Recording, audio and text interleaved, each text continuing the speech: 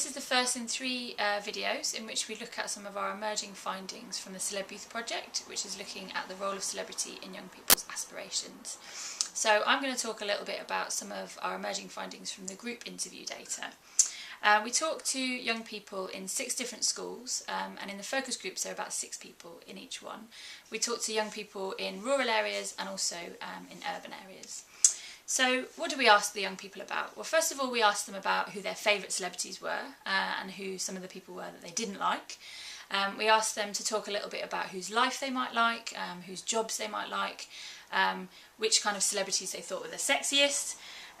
We asked them a difficult question, which is what makes somebody a celebrity, and we got quite a lot of interesting discussion about that. And finally we asked them how they consume celebrities, so kind of do they look at it through Twitter, do they kind of look on YouTube, do they read newspapers? And we got a huge amount of data from this, and we're only just starting to kind of look through that and kind of divide it up and look for themes and patterns in the data. So I'm just going to talk about one particular thing that we've found so far in the data, which we think is quite an important thing to emerge from our research, which is how young people talk about hard work. So in the kind of dominant discourse about young people in UK society, often politicians talk about young people as though they have a kind of deficit of an idea around hard work. So young people just want to get rich quick, they want to become a pop star, they want to go on the X Factor, and they don't want to have to work in order to be able to succeed in life. And actually we found something the reverse really in our project, which is that young people really value hard work, and they talked about it a lot in the interviews in terms of both how they talked about whether or not celebrities deserve to be celebrities, but also in terms of their own lives and the kinds of things that they imagined for themselves in the future. We found that young people had a strong investment in hard work in terms of success and future happiness. We've also found that celebrity was a kind of key site in which discourses of neoliberal meritocracy kind of emerged in young people's talk. We found that what was able to count as hard work was gendered and classed, so whether something counts as hard work was being read in different ways when, for example, female celebrities were being talked at in comparison to male celebrities.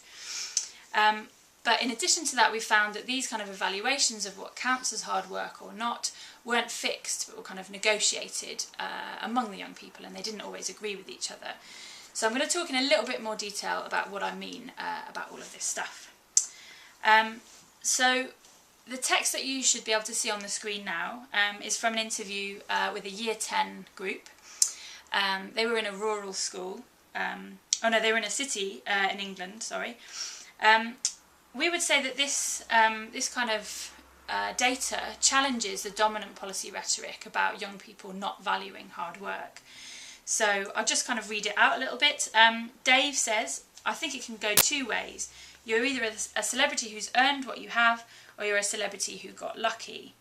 And Kim, who's the interviewer, says, "And so what, for those who've earned what they've got, what's that through, do you think? Is it talent or hard work?"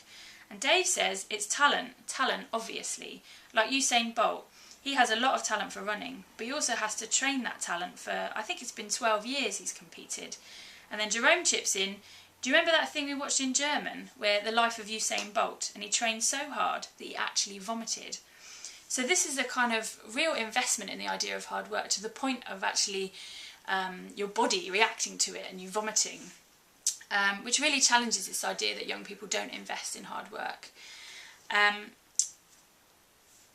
So you might kind of look at that data and think, well, that's fantastic, brilliant, David Cameron's wrong, young people don't just want to get rich quick, they're really invested in this idea of hard work, that's brilliant, fantastic. But as sociologists, we want to kind of complicate that a little bit and think a little bit about what's going on underneath that. And so we would say that this is part of a kind of wider trend of powerful kind of stories that are circulating in UK and globally about the role of the individual in shaping their future, kind of as part of neoliberal ideology. So the individual is the person who can shape their future, and if they don't get their dreams, then it's their own fault. It's because they didn't work hard enough. It's because they weren't passionate enough. They weren't determined. So their success or their failure is seen as just down to their efforts. And we would argue as sociologists that that misses out or obscures the role of structural inequality in young people's lives and in whether or not they're able to achieve their dreams. So we can kind of see these discourses of hard work and young people being really invested in those ideas, but we're kind of situating that within kind of wider discourses in society and saying, well, what's going on here? And what does that mean for those young people to say that as long as you work hard enough, you can achieve your dreams, and kind of perhaps denying some of the inequalities that go on in young people's lives. The next clip that you're going to look at is kind of trying to look a little bit at how gender and class were kind of constructed in this talk about hard work. So we found that what got to count as hard work was read differently off working class and female celebrities. So Dave, again from the same group, Year 10 group in a city in England, says reality TV stars and models like Kim Kardashian, they're at the bottom of the celebrity pit. They've done nothing. And Safi says, you know, Kim Kardashian, all she did was a sex tape and then got famous. I think they appreciate it more when they've had to work for it. I don't like it when it's like they've not had to do anything to get that and they're going to take it for granted. And Kirsty says, agrees, they'd have to work for it, I think. I think it would be better if they worked for it. So what's interesting to us here is what gets to count as whether or not someone's worked for it. And so clearly here, what Kim Kardashian has done doesn't count as work. So I guess we're not necessarily interested in saying is it work or not, but we're interested in how the young people define what counts as work, and that is very classed and gendered. So in our kind of exploration of this data, we've seen real differences. Say for example, compared to Kim Kardashian and somebody like Kate Middleton, and whether or not what they're doing counts as work.